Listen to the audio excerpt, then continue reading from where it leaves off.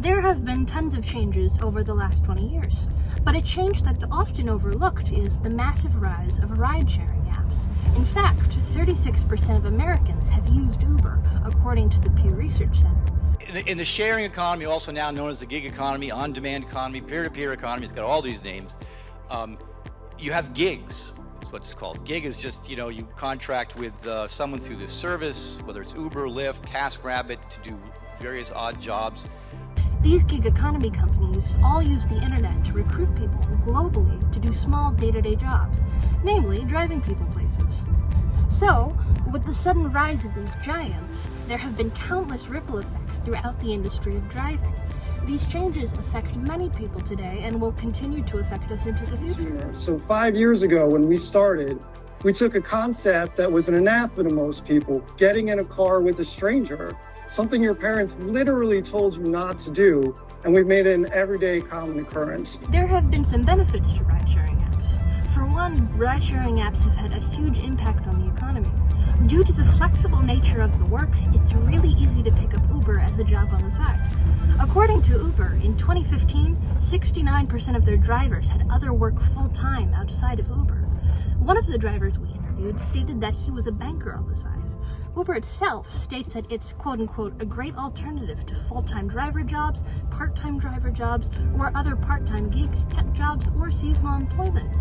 Personally, I think it's a positive change because it gives people a lot more freedom and autonomy over their own livelihoods and their own schedules.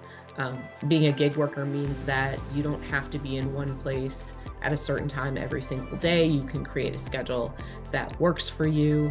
Ride-sharing apps have also offered a lot of convenience to consumers. Having Uber as an option as opposed to driving has benefited people in various ways. Teenagers don't need to get their driver's license, people returning from bars don't need to risk driving home, and sports fans or concert goers don't need to find parking at crowded arenas. And additionally, on the part of the drivers, there are some exploratory aspects that make the job rewarding. And just like, what's been your general experience as a driver? What I like about is meeting new people, going to places I have never been. But despite these positives, there have been numerous adverse effects to the sudden presence of these ride-sharing apps. Security has been a large issue in Uber. Being an Uber driver can be fairly dangerous. Drunk people? Yeah, we don't People? At night? If you drive at night? Annoying people? But no, sometimes it's scary. Considering that just about anyone can get an Uber, drivers are often put in uncomfortable situations. In one extreme case, detailed by Mission Local, a San Francisco Uber driver was compelled to carry scissors in her car after a threatening encounter with a passenger. And on the other hand, not all drivers are given a thorough background check.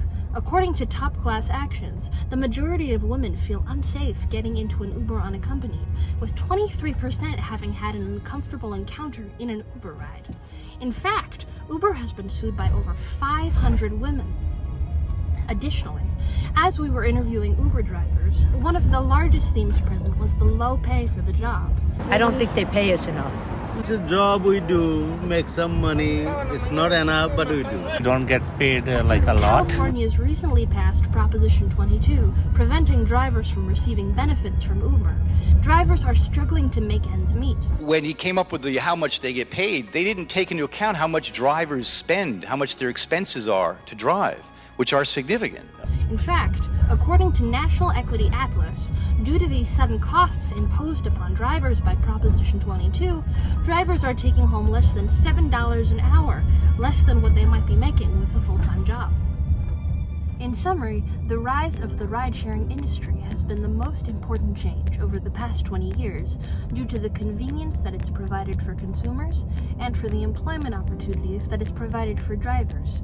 The ride-sharing industry has fundamentally changed the way that we live and work. With respect to how it relates to the economy in general, I mean, I just think we're just going to see more and more people that are exiting the world of full-time employment and entering the world of gig employment. If the industry can address the issues of safety and low pay for drivers, then perhaps the industry can stick around for the next 20 years.